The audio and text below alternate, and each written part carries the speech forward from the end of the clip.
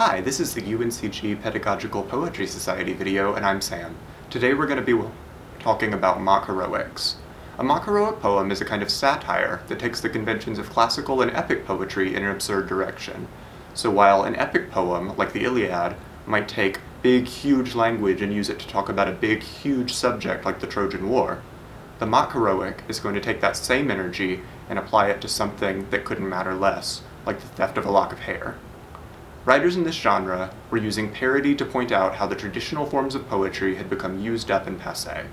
Mock heroics or mock epics were popularized in 17th century Italy, and in English they were popular from the 17th through the 19th centuries. Some of the major English writers of mock heroics that we'll be talking about today include Alexander Pope with The Rape of the Lock and the Dunciad, and Lord Byron, who eventually turned to the mock heroic at the end of his career with works like Don Juan. The mock heroic first emerged in Italy with the Poema Eroicomico or heroic comic poem, usually thought to have begun in 1618 with Francesco Bracciolini's The Mockery of the Gods. The genre flourished in Italy until well into the 18th century. However, the mock heroic first became a major force in English in the 1660s with Samuel Butler's Hudibras. Butler's scathing satire of English Puritanism used a rollicking and dramatic iambic tetrameter. That's a line of 4 iambs slightly more energetic than the usual pentameter, but took advantage of absurd, forced, and complex rhymes to create a satirical mood. Consider this passage from the poem's opening. When gospel trumpeter surrounded with long-eared rout to battle sounded, and pulpit drum ecclesiastic was beat with fist instead of a stick, then did Sir Knight abandon dwelling, and out he rode a-kernelling. The elaborate rhymes between single and multi-word phrases are intentionally silly. The heights of ecclesiastic make a charmingly awkward pairing with instead of a stick.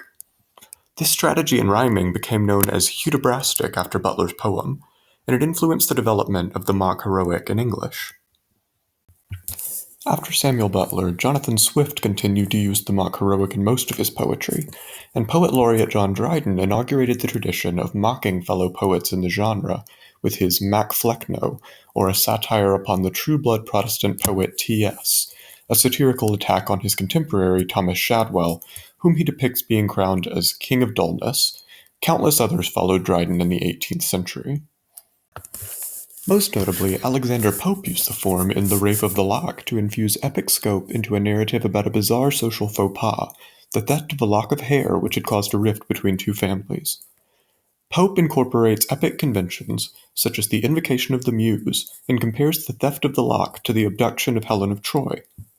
Pope also took up Dryden's satire of fellow poets in the Dunciad, which again allegorizes dullness, in this case in the form of Pope's rival Louis Theobald, as well as a laundry list of other literary opponents.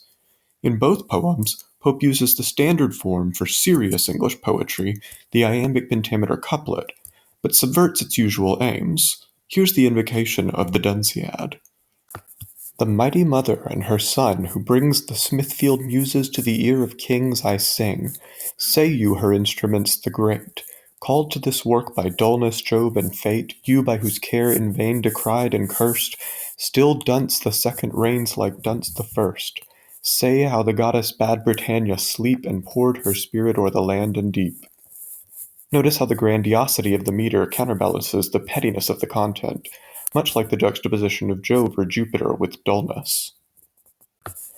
After Pope, the mock heroic declined in popularity in English, but one late practitioner was Lord Byron, who devoted much of the second half of his career to the genre.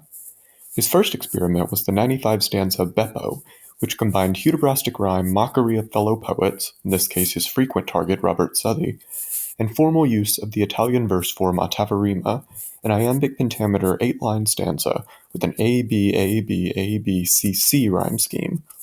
The light-hearted tale of an illicit affair spends most of its length digressing and then humorously promising to return to the subject. Listen to the mounting silliness of the rhyme scheme in this description of two lovers parting.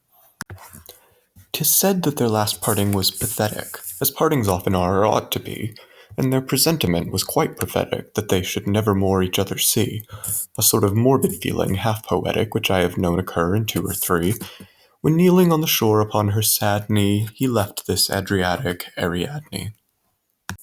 Byron perfected the form in his massive and unfinished satire Don Juan, a poem so committed to comically forced rhymes that it even affects the jokey pronunciation of the title.